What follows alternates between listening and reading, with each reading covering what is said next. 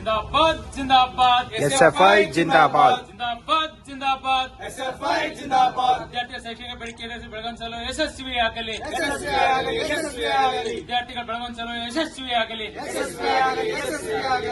ಆದ್ಮೇಲೆ ಇವತ್ತು ವಿದ್ಯಾರ್ಥಿಗಳ ಶೈಕ್ಷಣಿಕ ಬೇಡಿಕೆಗಳ ಪರಿಹಾರಕ್ಕಾಗಿ ಹಾಸ್ಟೆಲ್ ವಿದ್ಯಾರ್ಥಿಗಳ ಆಹಾರ ಭತ್ಯೆನ ಕನಿಷ್ಠ 4,500 ಏರಿಕೆ ಮಾಡಬೇಕು.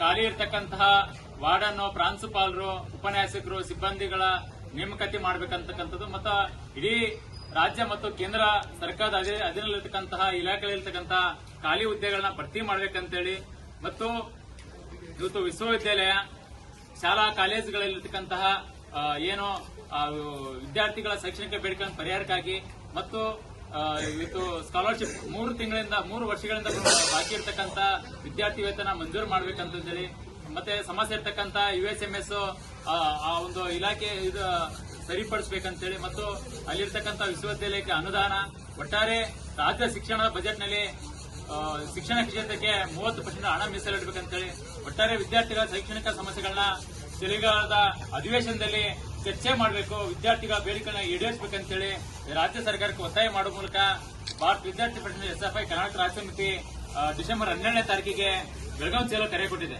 ಆ ಬೆಳಗಾವಿ ಚಲೋದಲ್ಲಿ ಇವತ್ತು ಧಾರವಾಡ ನಗರದಿಂದ ಸಾವಿರಾರು ವಿದ್ಯಾರ್ಥಿಗಳು ಈ ಬೆಳಗಾವಿ ಚಲೋನ ಬೆಂಬಲಿಸಿ ತಾವೆಲ್ಲರೂ ಕೂಡ ಹೋರಾಟದಲ್ಲಿ ಪಾಲ್ಗೊಳ್ಳಬೇಕು. ಇಲ್ಲಿ ಸ್ಥಳೀಯ ಸಮಸ್ಯೆಗಳು ಸೇರಿದಂತೆ ರಾಜ್ಯದ ವಿವಿಧ ವಿದ್ಯಾರ್ಥಿಗಳ ಶೈಕ್ಷಣಿಕ ಸಮಸ್ಯೆಗಳ ಪರಿಹಾರ ಮಾಡಬೇಕು. ರಾಜ್ಯ ಸರ್ಕಾರ ವಿದ್ಯಾರ್ಥಿಗಳ ಕಡೆ ಗಮನ ಹರಿಸಿ ವಿದ್ಯಾರ್ಥಿಗಳ ಬೇಡಿಕೆಗಳನ್ನು ಈಡೇರಿಸಬೇಕಂತ ಈ ಮೂಲಕ ಒತ್ತಾಯ ಮಾಡ್ತೇವೆ. ಬಸವರಾಜ್ SFI ರಾಜ್ಯ ಉಪಾಧ್ಯಕ್ಷ.